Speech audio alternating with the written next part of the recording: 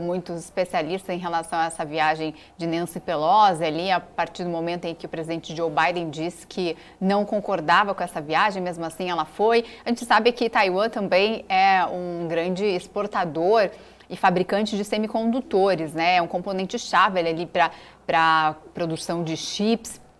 E os chineses, né, devem deixar de exportar, inclusive, areia natural para Taiwan, né, numa dessas retaliações, né? Poucas horas depois do anúncio, o escritório de mineração de Taiwan disse que a suspensão das exportações de areia da China teria um efeito limitado e que a demanda doméstica da ilha por areia chinesa representa menos de 1% nos últimos anos. O que todos esses embrólios econômicos que envolvem ali a partir dessa visita da presidente da Câmara dos Representantes pode significar não só ali para Taiwan, para a China, para o mundo?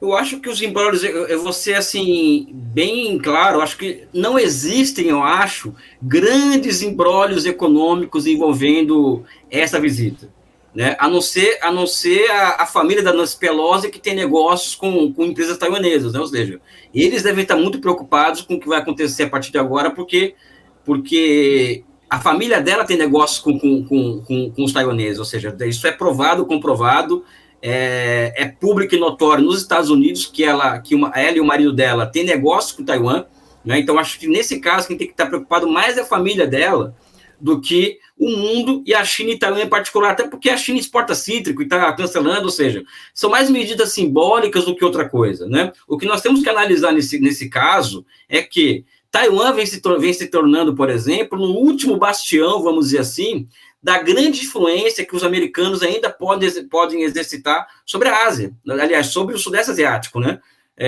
Por exemplo, os americanos eles foram praticamente expulsos do Afeganistão, eles não fazem parte da mesa de negociações do pós-Afeganistão, não é? E isso, para mim, não foi uma jogada espontânea, foi calculada no sentido de que, olha, a partir de agora, nós temos que olhar com atenção para o Mar do Sul da China, ou seja, é ali que é o foco de tensão, é o foco por onde o nosso concorrente estratégico é mais vulnerável, até porque até alguns anos atrás a China não tinha uma marinha de guerra capaz de desbloquear os acessos às rotas comerciais que passam pelo Mar do Sul da China, e hoje a China já não tem mais, hoje a China já conta com uma frota capaz de desbloquear o acesso às suas rotas comerciais, né? E isso, no caso de um país que busca hegemonia marítima naquela região do mundo, em particular, é intolerável, né? Então, a utilização de Taiwan como um hub de provocações à China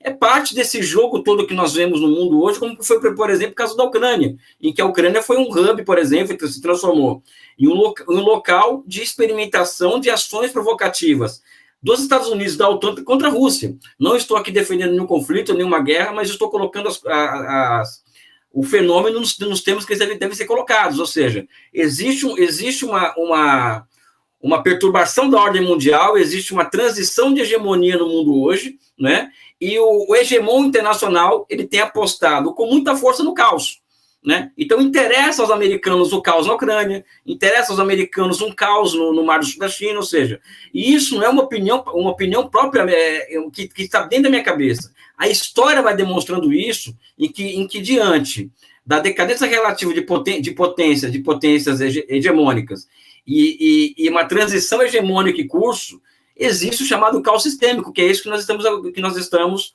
vendo no mundo, ou seja, aí vem a questão que mesmo você colocou, né? Qual que é o motivo, o que os americanos ganham, né? Em especial, porque o Biden ele era contra a visita da Nancy Pelosi, mas ele autorizou a visita de Nancy Pelosi, senão ela não poderia ir para lá, né? Então, o que interessa, qual o interesse americano que está por trás disso daí? É os semicondutores? Pode ser. É causar uma instabilidade recorrente à China? Pode ser. Mas eu acho que as perguntas que são feitas, né, por vocês aqui, elas são muito equivocadas. Eu acho que as perguntas são outras que devem ser feitas. Por que os Estados Unidos, por exemplo, têm que manter, por exemplo, hegemonia naval no outro lado do mundo? Né? Imagine vocês se fosse a China com porta-aviões no Golfo do México, por exemplo. E aqui não é defender a China, Aqui não estou fazendo a defesa da China, estou fazendo a defesa da soberania chinesa, assim como eu defendo a soberania americana. Né? Ou seja, existe alguma coisa de errado, né, nessa história quando nós naturalizamos a presença militar maciça norte-americana no outro lado do mundo.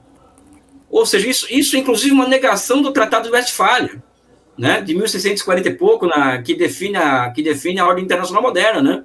Enfim, é um pouco isso, né, a resposta que eu tenho. Ou seja, o problema é muito mais geopolítico e de ordem internacional do que propriamente econômico. Né? Uhum.